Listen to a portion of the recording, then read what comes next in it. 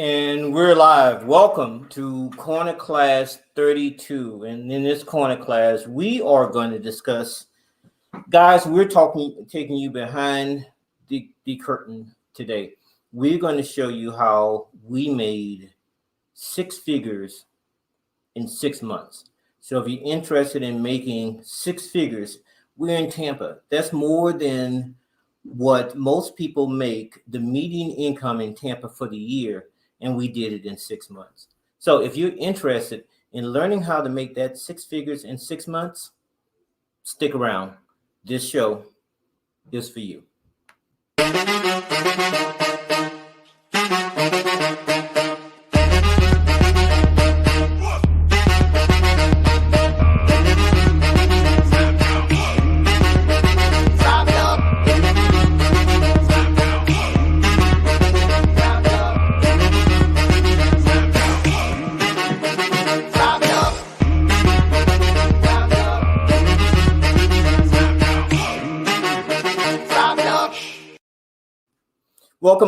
Welcome back. And so, yes, in this show, we're going to discuss how we made six figures in 6 months. And we're going to get right into it, guys.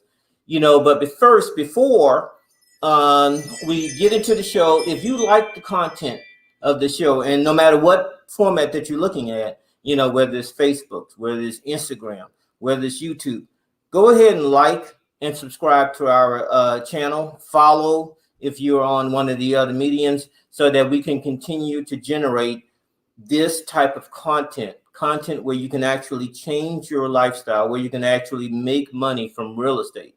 We can continue to get this content out to you. So again, like, follow, let's get right into the show.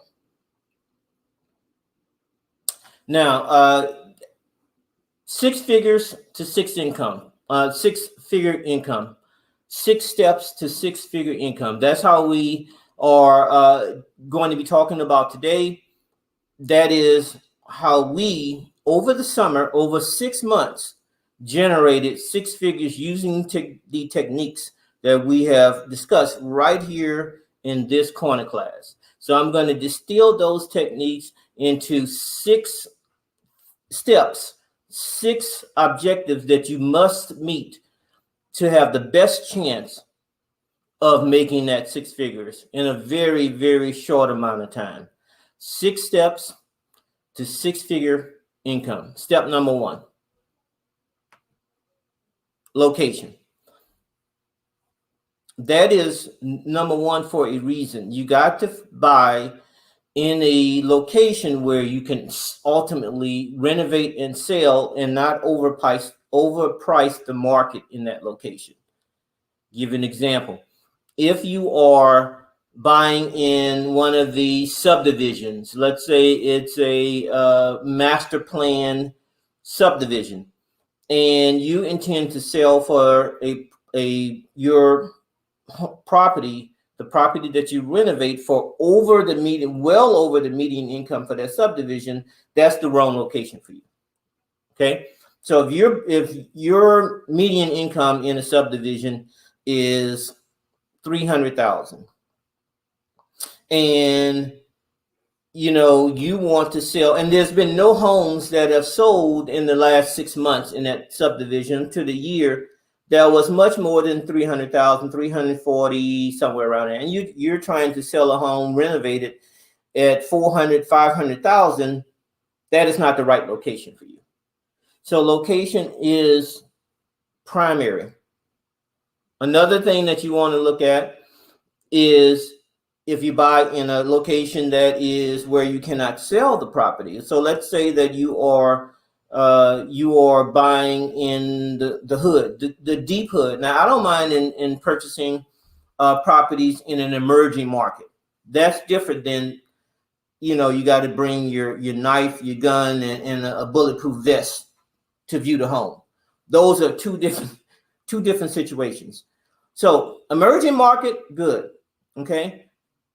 Dead of the hood, or in a location where you cannot sell the property, not so good. That can also be in a location where it has a lot of rentals in there, where you cannot get a good comp, or it's not known for a location where you can actually sell the home. It's a rental location. Those are also places where the location is wrong. Okay, so location key. Again, you want to find the ugliest home in the nicest neighborhood. So you really want to find that home where you can build value in. And when you're building value, what that means is that you doing some type of renovation, some type of modification, you adding square footage so that you're adding value into the home, and then sell the home that is comparable to the home prices in that location. Location number one. Your team. Have the team ready. What is your team? Your team is your GC. Your team is your contractors. Your team is if you need other investors to partner with you on the deal. Your team is your landscaper. Your team, anyone that touches that home, that's part of your team. Even if it's the extended team, your team is also your title person. Your team is your insurance person. Your team is your legal entity if you need a lawyer for this particular deal. Your team is your real estate consultants. All those people are part of your team and part of what makes the deal work. So have that team ready. Hey, listen, guys, I'm thinking about purchasing this home. I just want to put you on alert that, I'm seriously considered purchasing the home. Are you ready? Should I purchase it in 30 days, 60 days? Yeah, man. Yeah, we're ready. We're ready. We got the crew going. We're good. Or they may say, hey, listen, I'm in the middle of a job. I'm out of state. I can't do this job. Here's someone that can, or you might need to find somebody else. Might need to have your backup ready. So that team is very important, and you want to have that ready before you purchase the property. Because if you don't, you're wasting money, and you're burning through what this next point is your financing.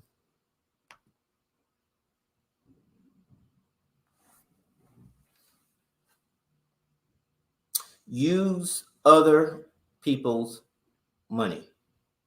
Try to leverage your money so that you can have enough down payment for multiple projects. Example, most people get into the game with no money or very little money. So they're looking at wholesaling or some type of other arrangements to where they're building money. Once you get to a point where you have a little money, I see a lot of people do this. What they do is they want to finance the entire job with their money. Now, at first glance, you say, well, okay, that's right. You are saving, all of the finance charges that you would normally have to pay for the job, or your overall cost is less. And that's true. That is true. But you also lose opportunity. There's such a thing as opportunity cost. And you losing that opportunity. Example, you buy house number one. And let's say you have $100,000, and I'm going to make the math easy. Okay. You have $100,000 and you purchase house number one at $89,000, $80,000, and it's $10,000 to renovate that home. And then you have a $10,000 contingency fund. Okay. And you always should have a contingency fund because you never know what happens. You start opening up walls, or like now the prices of everything is going up. You want to have that little contingency fund. So you've used all of that $100,000. And what happens is that another home, and it's a 4-month job. Okay. Another home,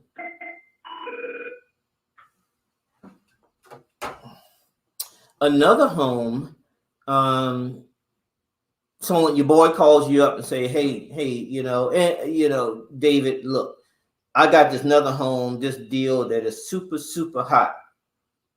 All I need is we can partner with the deal, and we just need $30,000 from you. You don't have it. All your money is tied up. 2 months later or a month later, another person called you. Oh man, I cannot believe it. This is a sweetheart deal. All I need from you, $20,000. You don't have it. Another person calls up. You've used all your money. You can't leverage that money. So instead of making $10,000 or $15,000 on just one project, you could have made maybe $10,000 across 3 or 4 projects. So that same $100,000 could have netted you almost a 50% return. But because you're not using other people's money, you're not leveraging your funds, guess what? You're locked into that deal until it sells. Now, suppose that deal doesn't sell in 4 months. Suppose something happens in the project and you're 6 months in, 7 months in, 8 months in. Your money is tied up. Use other people's money. You're going to, in the end, you're going to make more money because that opportunity cost is real. And most times, you're going to need some skin in the game, whether it's with the bank, whether it's with hard money, angel investors, whomever you get the money from. They're going to want your skin in the game. And so they're going to want you to invest some of your income. And if you have no income, if you have no savings or nothing that you can put into the deal, they're going to find the deal a lot more risky. And most likely, they're not going to want to partner with you in that deal because this is a partnership with a financial institution in most cases. They're taking a risk lending you money. They want their money back, guys. They want their money back with interest. So they're taking that risk. They're partnering with you on the deal. Most of the time, they're going to want to know a lot about that deal. If you're building new constructions, they're going to want to see the plans. If you're purchasing, they're going to want to see the purchase order. If you're renovating, they're going to want to see your renovation plans. They want to see your scope of work. They want to have an idea on their comfort level for the job. That's the financial person. On your end, you have to convince them that you can do the job. That the team that you have assembled, and that's why team is before financing. The team that you have assembled can do the job. A lot of times you're looking at your team's qualifications for the job. Example, your GC, if you need to have a GC. They're going to want to know if the GC have done that type of job before, or do you have experience? Or do someone on your team has experience doing that type of job? All those things are important to financing. So having that team ready really, really, really gets you ready to talk to a banker or talk to financing saying, hey, listen, my team has the capacity and they're willing and ready to do the job. The financing person may say, okay, well, you have your team, or can they start? When can they start? When you purchase the property, are they going to be starting day one, or, is it a month from now? Or you got to have those answers ready for them. Building the team, then financing. A lot of people put it backwards. By the way, guys, if you have any questions about anything that we're covering, don't hesitate to click in the chat button or make a comment, and we will answer those questions live, or if we do a recap show, we'll answer it then. All right, so location, your team, financing. Fourth thing, you buy the property. Now, I've said many times that you make your money in the purchase, not the sale. Make the money in the purchase, not to sell. So you got to buy at the right price. So even if you have the perfect location, you've got your team assembled, the bank is going to give you as much money as you need. If you don't buy the property right, then you're not going to be able to get that return on investment, the ROI. Most people in real estate, in renovating homes, you probably want an ROI in excess of 15-20%.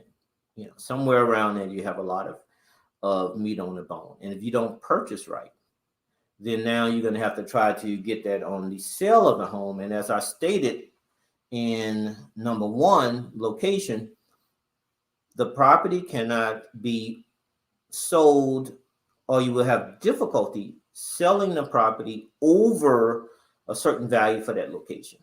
I don't care what type of improvements that you do, because at the end of the day, you have to make sure that property appraises for that location. So what an appraisal do, I'm not sure if you guys know how that works, but what an appraiser does is that he comes out and he does comps for that area.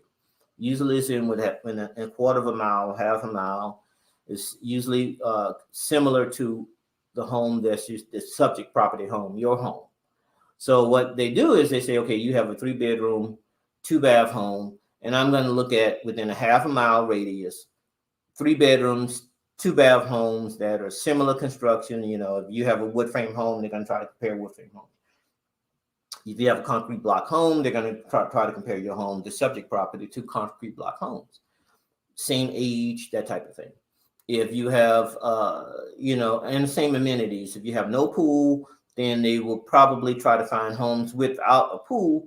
Or if they do have, they can't find 3 comparable homes, then they will get a home with a pool and then deduct it. So there's a little give and take, a little finesse that is done by the appraiser to come up with a value for your home. And that is the value for your home, irregardless of if, the bank is going to need that, the buyer, ultimate buyer, the end buyer is going to have an appraisal done.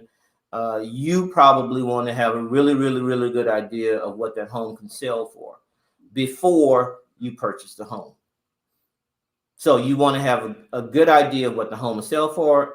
You can do a comp. Now, if you're not comfortable with doing a comp, get your real estate professional who is on your team to do that for you. Get a real estate professional and say, hey, listen, we have a man in the field, Rodney. And let's say Rodney is working with you on this project. You say, Rodney, look, I'm going to fix this house up. I'm going to make it look, great. We're going to put new appliances, paint, roof, AC, whatever's needed to get done. We're going to do that. How much would this house sell should it be fixed up to that level of home? I have the new paint. I have the new roof. What can it sell for? Rodney's going to give you a number generating it. And if that number outprices the area, then you have a problem. But if you buy right, if you buy low enough, then you can have those things done to the home that will help sell the home and add value to the home. And you can still get a return on your investment in excess of, 20+%. If you are an investor worth your salt, you're looking at 25, 30, 40, 50% return. Well, 40+% return on your investment. So, number 1, location. 2, have that team ready. 3, financing. 4, buy right. Buy it at the right price. If the seller is not interested in selling the property to you at the right price, find another property. Because if you don't buy the property right, you're not going to have a return on the investment. Any hiccup, if you have a skinny deal where you're looking at only a 10% or 50% ROI, and let's say the price of a part comes up, or you open up a wall and you have to deal with something that you have not budgeted for, all of your profit has been eaten up in just that one problem. Let's say you're selling the home and your buyer wants moving concessions. They want you to pay 1%, 2%, 3% of the closing costs. That comes out of your ROI. It's the total cost of the deal. And that total cost of the deal is your profit. And so you want to keep those costs down. And you can do that by buying right. So buy right is more important than selling. If you buy it right, you have that cushion, you have that room. If you luck up and sell it more than what you have anticipated on selling it, that's great. That's gravy. But if you sell it for what you think it would sell for, a fair value, and the appraisal comes in and maybe it's a little low or a little high, plus or minus, 1% or so, you're still great. You're still good because you bought it at a good price. You bought it at a price where you can make some money in. Make sure you buy right. You make your money in the buy, not to sell. Mutual accountability. This is a big one that a lot of investors overlook. Everybody is accountable for the project. What happens a lot of time is that you get in there and you have one contractor doing one thing, you have one contractor doing something else in the project, you have a GC, and everybody pointing fingers. Everybody, I didn't, it wasn't in the scope. Everybody's accountable.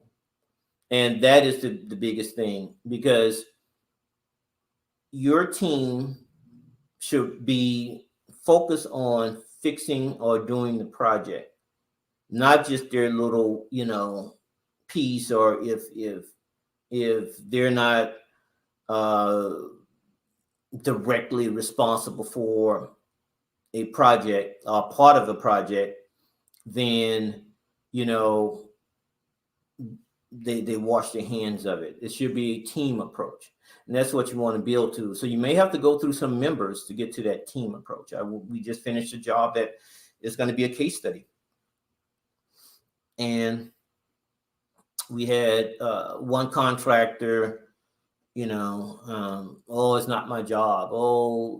This other person should have done that, and this other person said, it's not my job, but he should have done that. And there was, everyone is accountable. And when you're building your team, you want to let them know, hey, listen, we all are accountable. You're a real estate professional. They're part of your team. And so if they have something that can add value to the conversation, they should be there. They should be part of that meeting. A lot of time it's like they may say, hey, listen, guys, the hot color right now is, or I was just at a listing, and this listing sold for $10,000 over, the asking price because they did this. Or, I'm not sure why you guys are giving this much of a compensation to a buyer, because it is a seller's market and the industry is not giving compensations in that amount anymore. If you are not part of the game, if you're not part of the day-to-day transactions of a real estate professional, you may not know that. You may think that, hey, I'm supposed to give $10,000 toward closing costs. I'm supposed to do that, or I'm supposed to expect this. Everybody is accountable for the project. And that's what you really, really want to move towards, is that mutual accountability. Everybody is a team player. So important. And if they're not accountable, don't use them for the next project. It's not a good thing. Not a good thing. If your contractor is taking a lot longer to do the job, because in the scope of work, it should be a time of completion. And say they say they can do the job in 3 months. At month 6, and the job is not done, month 7, the job is not done, then they should hold something, taking some accountability. You should have addressed that well before then. Hey, listen, you're on track. Hey, listen, you're on track. Hey, on Monday, every morning, every Monday, let's talk. Every 2 weeks, let's talk. Let's find out where we are. They should, if they're not on track, it's like they should hold themselves accountable.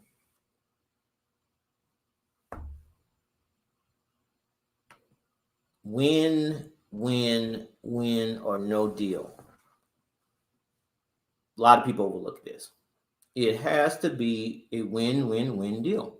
And what is a win deal? Well, everybody in the deal needs to feel like it was a good deal for them. The seller who sold you the home need to feel like they got a fair price for the home. They didn't get, taken advantage of. You didn't try to beat them out of it. It's a fair price. Now, sometimes that, I just said a couple of minutes ago that buy low, and you should buy low.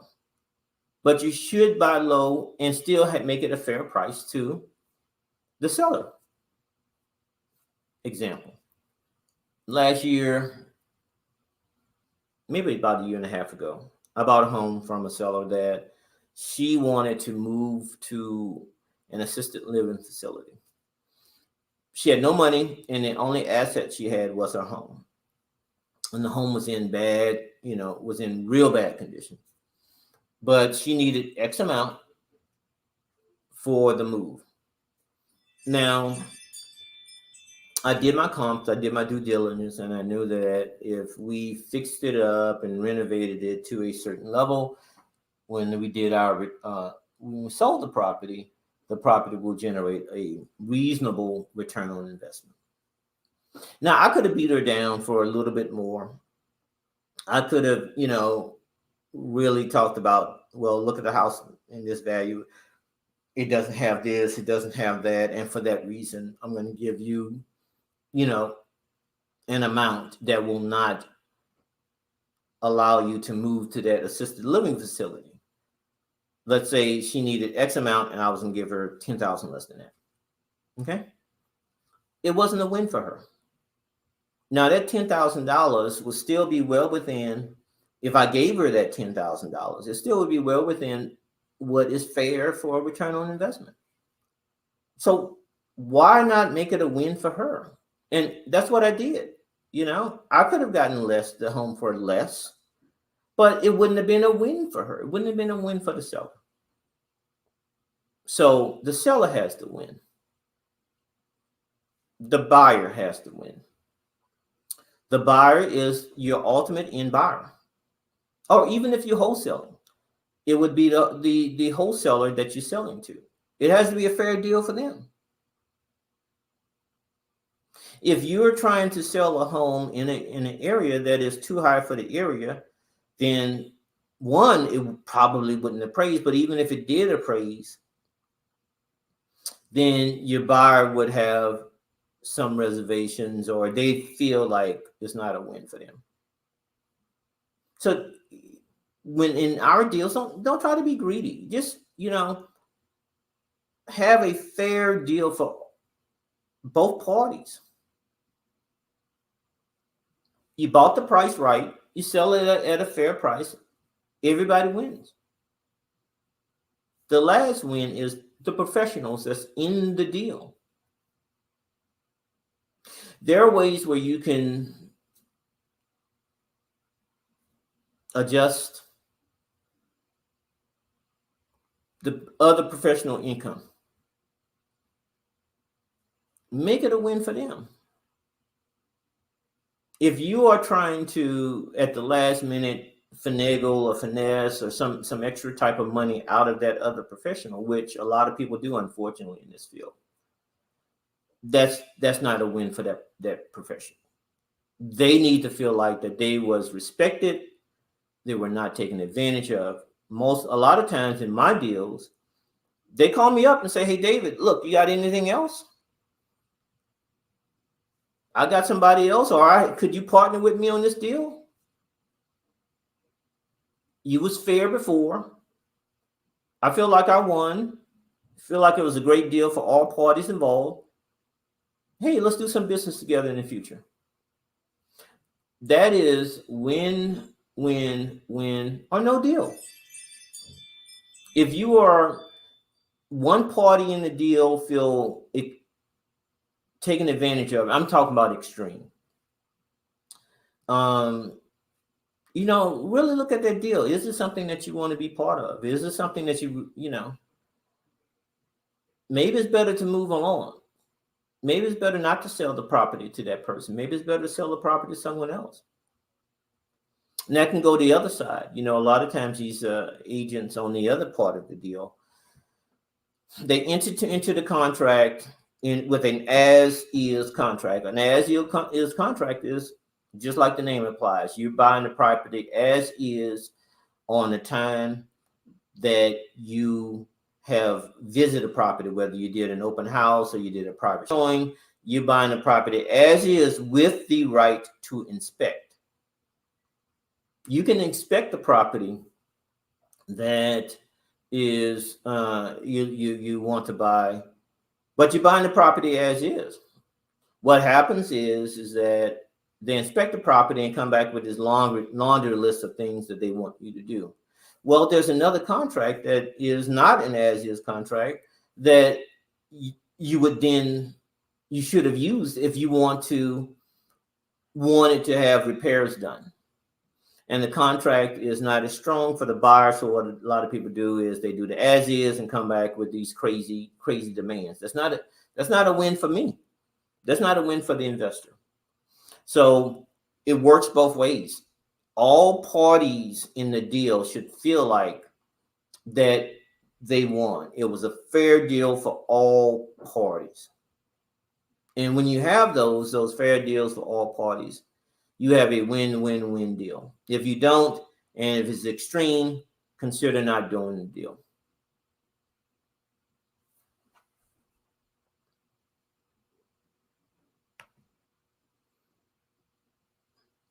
Now, case study. We're coming up with a free ebook, 6 steps to 6 figures, and we're going to have in there case studies of the 2 projects that we did to generate over 6 figures in 6 months. And to be a part or get that free ebook, just text ebook. Well, we'll put it at the end of the show. But you text a special code, you learn how to get this free ebook, and it will cover in detail each one of the steps that we talked about today, with that free ebook that gives you even more of how that case study. And with receipts, guys, I'm going to show you guys exactly how much we made off of these 2 projects. We're going to give you the time frame to show that it was well within 6 months. And there you have it. You're going to have your blueprint that you can follow for free, 6 steps to 6 figures. All right, guys, I want to thank you for joining us for the show. And if there is anything that we can do to help you with your projects, or even if you just want advice, feel free to contact us, Corner Class Tampa. You can go to any one of our social media pages. You can call into the shop. If you like, you can post a comment in the media that you're looking at now. So again, if there are anything that we can help you with your job, with your project, or anything that you need to do, feel free. Go ahead, and I'm going to put up a deals, a number where you can text in to deals. We can help you with your deal. We can help partner with you. And don't forget, if you like this page and like content like this, like our page, follow our private Facebook group. Again, there's money out there in real estate. This is how you can easily make, 6 figures in 6 months. We've done it. You can do it. It's just a matter of getting out there. And as I always say, stay grinding.